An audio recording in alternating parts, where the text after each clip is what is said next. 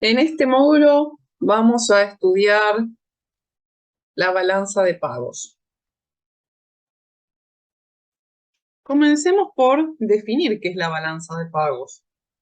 Es un instrumento contable mediante el cual los países controlan las transacciones que realizan con el exterior. En ella, lo que vamos a tener es el registro de flujos entre residentes y no residentes. De manera detallada nos da una visión de cómo se intercambian bienes y servicios con el resto del mundo y por otra parte la circulación de capitales que se produce. Una cosa muy importante a destacar es que la balanza de pagos siempre está en equilibrio. Entonces, si la cuenta corriente más la cuenta capital y financiera por alguna razón no se ajustan, vamos a tener que, bajo un sistema de tipo de cambio fijo, se va a ajustar a través de variación de reservas internacionales, es decir, a través de la intervención del Banco Central comprando o vendiendo divisas. En tanto, cuando un tipo de cambio es flexible, no va a existir el concepto de la variación de reserva porque el mismo ajuste del tipo de cambio va a equilibrar la cuenta de balanza de pago.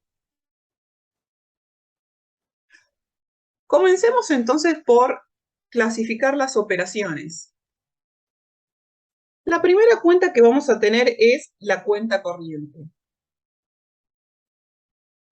En esta vamos a tener, en primer lugar, el registro de bienes. Vamos a registrar importaciones y exportaciones de mercancías. Esta diferencia es lo que conocemos como, si hacemos exportaciones menos importaciones, tenemos lo que llamamos la cuenta o balanza comercial. Registramos en la balanza de pagos a precios FOB. Precio FOB lo que implica es que es el precio puesto en el puerto sin ningún tipo de servicio. No tiene seguros, no tiene transporte, no tiene ningún costo adicional que el de la mercancía. Ahora, a continuación, cuando veamos servicios, vamos a ver que parte importante de esta clasificación, de esta valorización a precio FOB, tiene que ver con diferenciar qué corresponde a importación o exportación de bienes y a importación y exportación de servicios. Entonces, los servicios prestados por residentes a no residentes y viceversa. Acá incluimos transporte, cualquier tipo de transporte, ya sea de bienes, de mercancías o de personas, pero acá tendríamos si estamos de alguna manera trasladando productos y estamos cobrando el flete, iría ahí. Después tenemos la cuenta de viajes, servicios a empresas y de seguros, servicios personales, culturales y recreativos, entre otros. Pero bueno, es todo lo que tiene que ver con servicios que prestan los residentes al exterior o los no residentes a nuestro país. Luego tenemos la renta. La renta van a surgir de inversiones y van a tener lugar en la tenencia de activos y pasivos financieros que surgen de una determinada inversión. Es decir, no se puede originar una renta si no tenemos previamente alguna inversión realizada.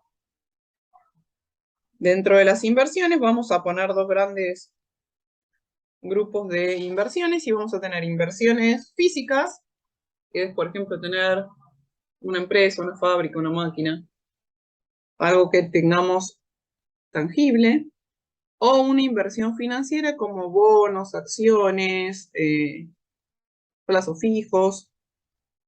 Bueno, eso sería la inversión. La renta es lo generado o lo originado en esa inversión.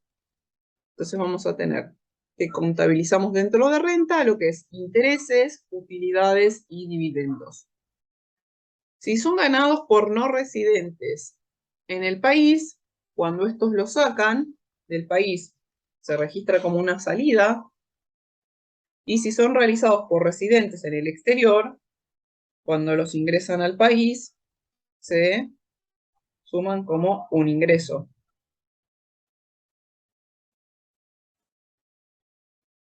Luego tenemos las transferencias corrientes, que a diferencia de todo lo anterior, implican transacciones, porque las dos partes tienen algún tipo de obligación.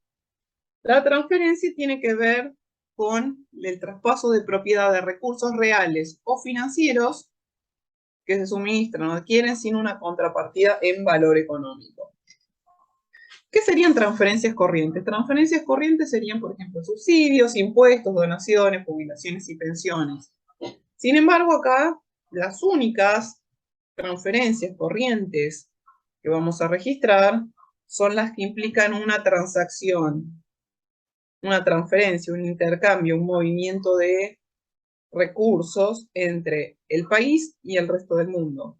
Por ejemplo, si nosotros pagamos un impuesto, eso sería una transferencia, pero no lo registraríamos en la balanza de pagos porque es de un hogar hacia el gobierno.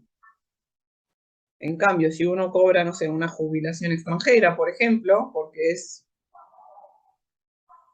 un trabajador de una persona que se jubiló en otro país, eso sería una transferencia que se recibe. Entonces, ojo con la transferencia, que solamente vamos a registrar las que están ingresando en la economía o saliendo de la economía.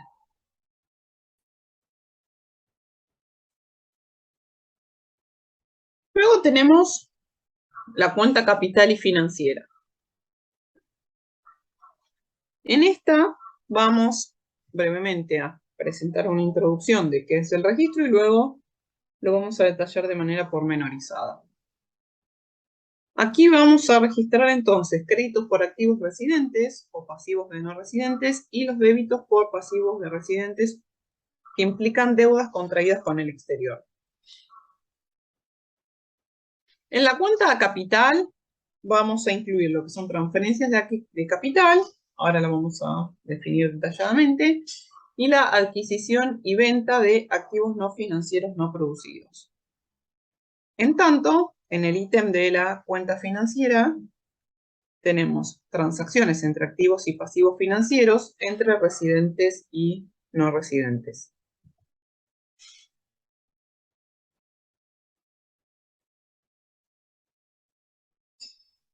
Pasemos a detallar estos conceptos.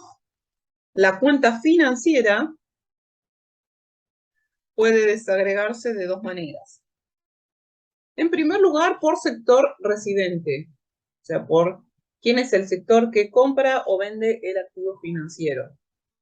Dentro de los sectores residentes vamos a tener el sector financiero, que incluye público y privado, el público no financiero y el privado no financiero. Luego, en lugar de por sector, lo tenemos por concepto. Dentro de los conceptos que vamos a tener dentro de la cuenta financiera, tenemos la inversión extranjera directa, la inversión de cartera y otros activos y pasivos de inversión.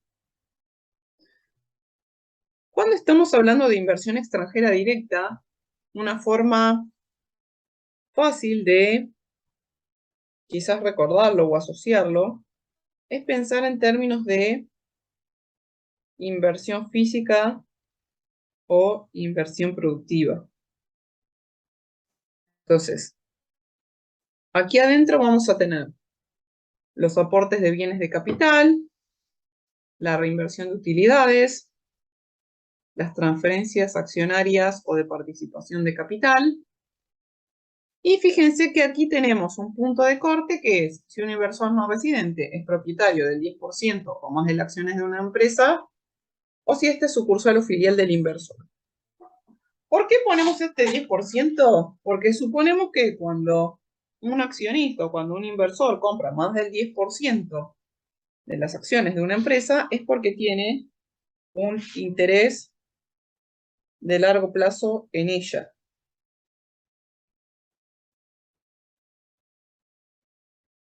Entonces, no lo tiene para una compra o venta de simplemente títulos para ganar o perder por el precio.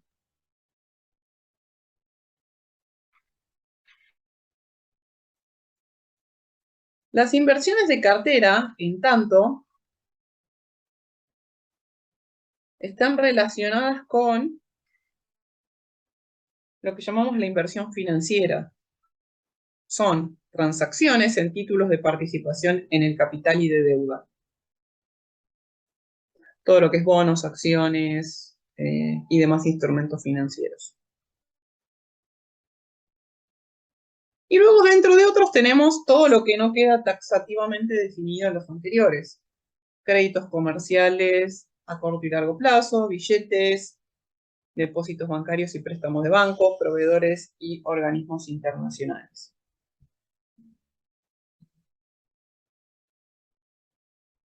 Me quedó por comentarles anteriormente que era una transferencia de capital. Una transferencia de capital, a diferencia de una transferencia corriente, es una transferencia, pero con un fin específico.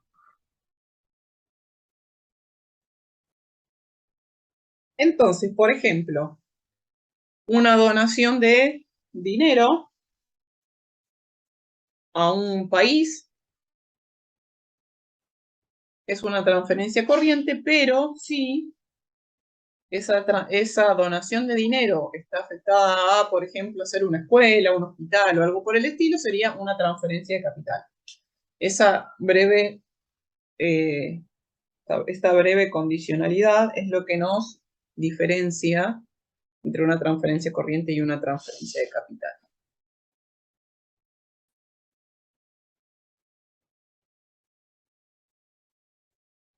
Luego tenemos la variación de reservas internacionales. Habíamos mencionado, luego más adelante vamos a ver con más detalle, que sirve para que la autoridad monetaria pueda financiar desequilibrios en balanza de pagos. Esos son los activos de reserva. Pero para que la variación de reservas internacionales ajuste la balanza de pagos, tenemos que tener un tipo de cambio fijo o un tipo de cambio con algún tipo de intervención del Banco Central. Veamos que si el Banco Central de alguna manera puede ajustar estos saldos, es que no vamos a estar frente a un esquema de tipo de cambio flexible o de libre flotación. Esta variación de reserva se puede registrar de dos formas. La forma normalizada no la separa de la cuenta capital y financiera. Vamos a ver que dentro de la cuenta capital y financiera hay un ítem que se llama activo de reservas o variación de reservas internacionales. En el caso del registro analítico, vamos a ver que termina de contabilizarse la cuenta corriente más la cuenta capital y financiera, que es lo que llamamos sobre la línea, las transacciones exógenas, y bajo la línea la visión de pagos internacionales. Básicamente, cómo tiene que ser el ajuste para que la cuenta cierre. Vamos a ver un poquito más allá de las simples definiciones a analizar qué información adicional podemos sacar de la economía a partir de los resultados que vamos a tener. El primero es la composición del ahorro interno respecto de la inversión interna. Este se analiza desde el saldo de la cuenta corriente de balanza de pagos.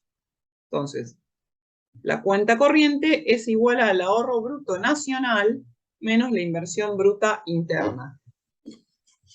Y esa diferencia es lo que llamamos la inversión externa neta. Entonces, el exceso de ahorro interno sobre la inversión equivale a la diferencia entre lo que los residentes financian al resto del mundo y lo que estos no financian.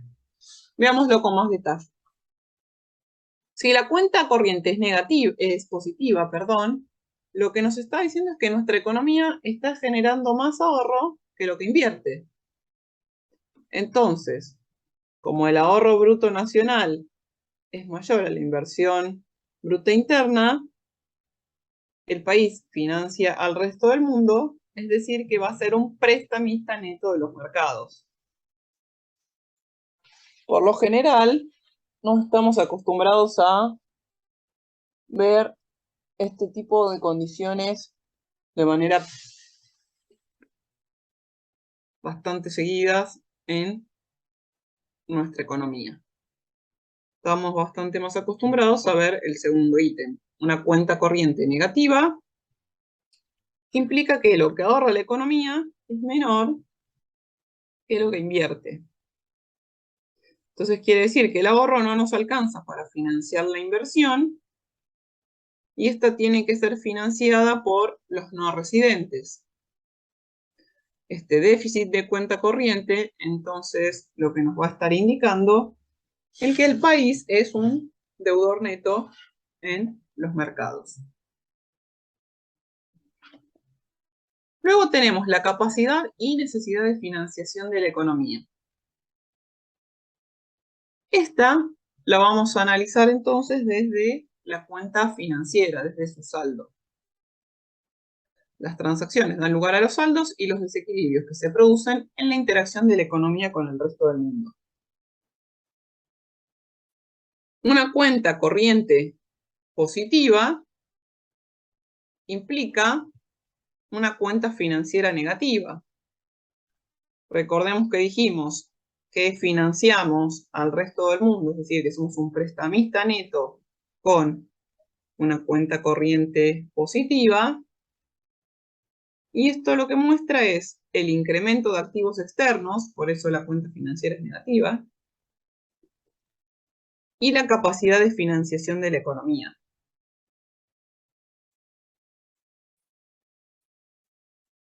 Al revés, ocurre en el caso contrario. Un país deudor neto tiene que tener una cuenta financiera positiva porque lo que nos está mostrando la cuenta financiera es a través de qué instrumentos están ingresando los recursos necesarios para financiar a este país deudor. Entonces, se contabilizan incrementos de los pasivos externos, o sea, aumenta la deuda con el resto del mundo, o disminuyen nuestros activos externos. Pero fíjense que es bastante coherente en términos de resultados.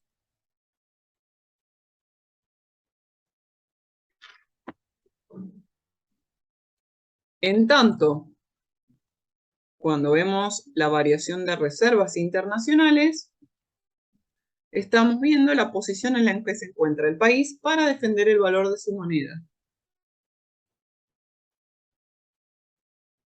Este análisis de reservas en poder del Banco Central permite conocer el saldo final de la balanza de pagos. Dado que con un tipo de cambio fijo o con un Banco Central interviniendo en el mercado de divisas, las reservas internacionales, el ajuste de reservas internacionales es lo que debe equilibrar la balanza de pagos. Entonces, si la cuenta corriente más la cuenta capital y financiera, es decir, la balanza de pagos, da positiva, lo que tenemos es que las reservas se incrementan. De esta forma va a mejorar la posición acreedora del país respecto al resto del mundo. Ahí es incremento de reservas. Además, también mejora la posición del país para defender el valor de la moneda. Si la balanza de pagos es negativo, dado que la cuenta corriente más la cuenta capital y financiera nos dan un déficit, lo que vamos a tener es que la economía está generando menos divisas que las que utiliza. Entonces, el Banco Central va a tener que salir a cubrir ese déficit vendiendo reservas.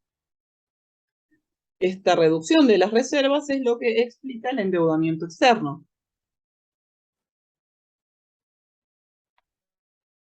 Por otra parte, es importante determinar que las reservas internacionales no solo actúan de determinada forma por los desequilibrios generados por las transacciones autónomas, es decir, estas transacciones de acomodar o hacer cero la balanza de pagos, los saldos de balanza de pagos, sino que también tiene lugar operaciones acomodantes por Banco Central, cuando el Banco Central quiere influir en la cotización de su moneda respecto a las divisas. Ya vamos a ver varios módulos donde vamos a trabajar en detalle todo el tema de estas operaciones en las que o el Banco Central o el mercado ajusta por algún motivo la cotización del precio relativo entre la moneda y la divisa.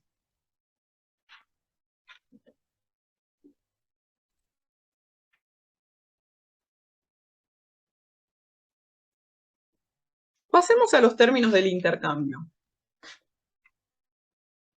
Algo de esto ya analizamos cuando estudiamos el bloque de estructuralistas,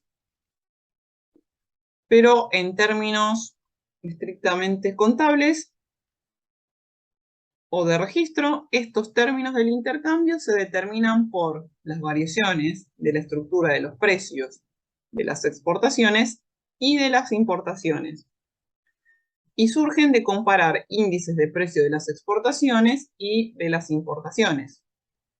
Recordemos que el término del intercambio era el índice de precios de los exportados sobre el índice de precios de los importados. Entonces, siempre que tenemos un precio en términos de otro precio, estamos hablando de precios relativos.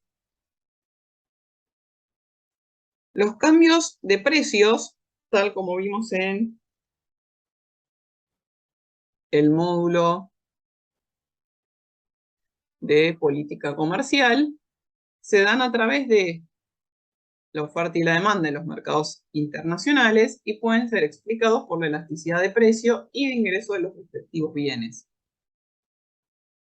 Si se deterioran los términos del intercambio para un país, este deberá aumentar la cantidad de exportaciones para poder mantener el mismo nivel de importaciones y viceversa. Una mejora de los términos del intercambio implica que con el mismo nivel de exportaciones podemos incrementar nuestro nivel de importaciones. Veamos ahora un poquito balanza de pagos en Argentina. Esto que vamos a trabajar ahora tiene que ver con datos de la Oficina de Estadística, de cómo hace el registro, y un punto importante a destacar es que estos registros no es que se hacen arbitrariamente así en este país, sino que todos detrás tienen una metodología internacional que lo sustenta, que lo respalda, y que por lo tanto todos los países deben registrar de la misma manera a fin de hacer las balanzas de pago o los saldos de las balanzas de pago comparables.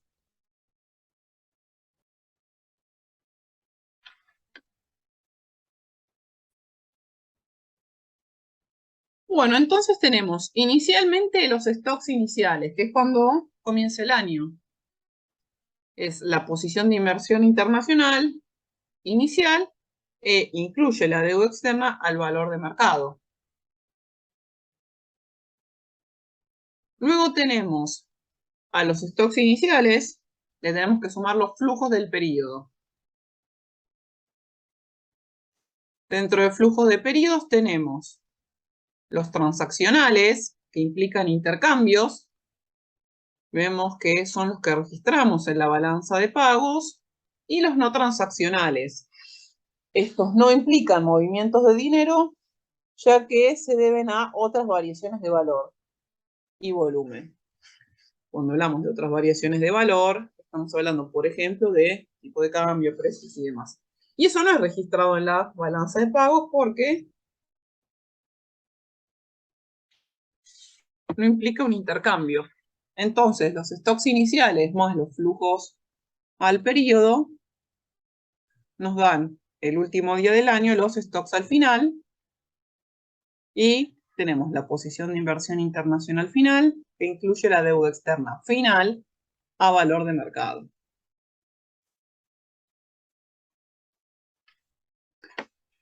Veamos, por ejemplo, este caso de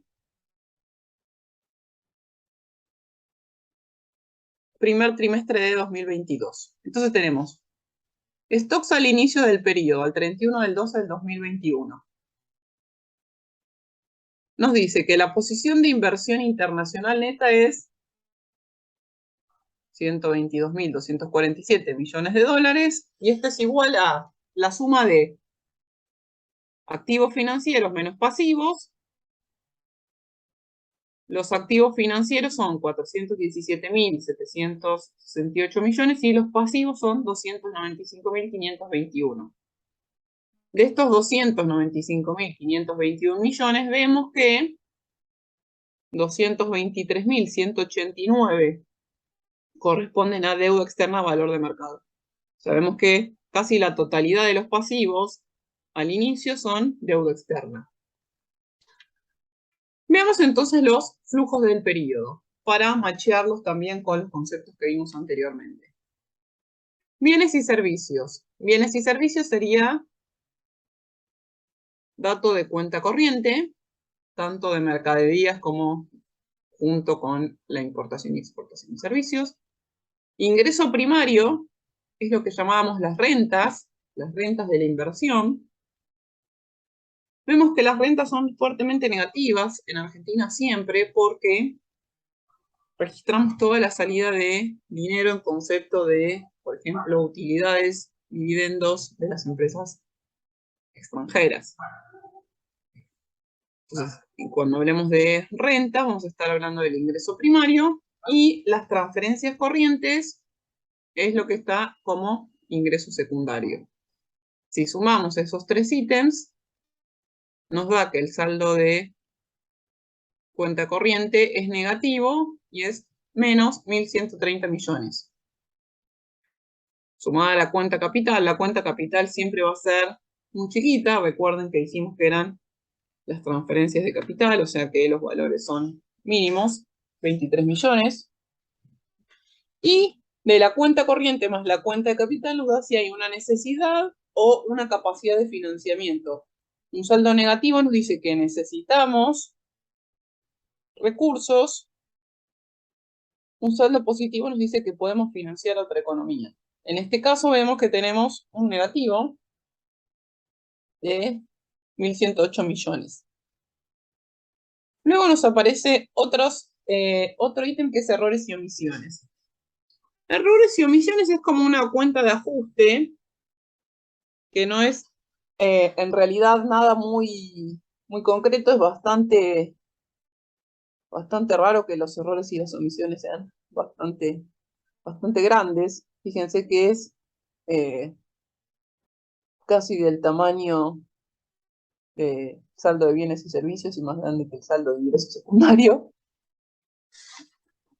Y entonces, la suma de la necesidad de financiamiento más los errores y omisiones nos da que la cuenta financiera tiene que ser igual a menos 1.589.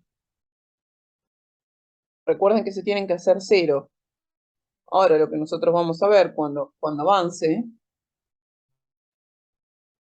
es que dentro de la cuenta financiera aquí están incluidos los activos de reserva. Recuerden que yo les comentaba que los activos de reserva o la variación de reservas internacionales puede estar adentro de la cuenta financiera o por fuera. En el caso de Argentina, entonces, se encuentra incluida. Y esta cuenta financiera es 7.393 millones de dólares de adquisición neta de activos, pero casi 9.000 millones de pasivos. Entonces, ese saldo nos da esa cuenta financiera. Vemos entonces que el saldo al final es el saldo inicial ajustado por ese saldo negativo de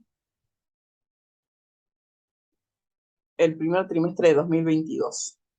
Entonces, fíjense, tenemos un empeoramiento de la posición neta, porque antes era 122 millones y ahora es 122.000 y ahora es 119.000. Aumentaron los activos financieros de 417 a 423.000 millones, pero también aumentaron y más fuertemente los pasivos. Dentro de estos pasivos vemos un aumento de casi 5.000 millones de deuda externa. Entonces, fíjense que la balanza de pagos, de alguna manera, es lo que nos va a conectar los distintos periodos y nos va a ir permitiendo sacar una foto.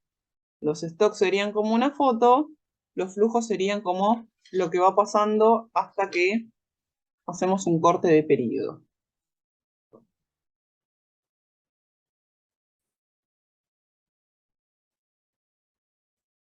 Vemos aquí la misma desagregación que anteriormente, pero presentada por trimestre, y luego vemos el total del año. En el año, el total del año es el saldo de los 4 trimestres que tenemos anuales. Veamos entonces un poquito el detalle de estas desagregadas. La cuenta corriente da un saldo negativo de menos 1.130 millones. Vemos que las exportaciones subieron 3.954 millones, pero las impos subieron más, 4.579 millones. Entonces vemos que se perdieron 622 millones en un año en términos de bienes. Lo mismo ocurre con servicios, pero profundizándose. Fíjense que servicios es casi el doble. O sea, servicios pasa a tener un saldo negativo. Ingreso primario, paradójicamente, vemos que tiene un saldo positivo, principalmente aumenta 361 millones, pero sigue con el déficit que hablábamos anteriormente. Y el ingreso secundario, vemos que tiene una leve mejora. Las necesidades de capacidad o capacidad de financiamiento negativa, lo que nos dice, tenemos una necesidad de 1.108 millones. Y eso se compensa con un incremento de pasivos o una reducción de activos de 1.589 millones. Vemos que el saldo es errores y omisiones. Fíjense que el grueso del financiamiento de la cuenta financiera es por la emisión de 7.237 millones de dólares en activos, en pasivos, perdón. La adquisición neta de activos, fíjense que es la mitad. Entonces, lo que vamos a tener es una posición, un saldo negativo también la cuenta financiera. Fíjense entonces que tienen todo el desagregado que veíamos anteriormente. Si esto se busca en la página oficial de estadísticas, están los cuadros en Excel con toda la desagregación detallada de los ítems que presentamos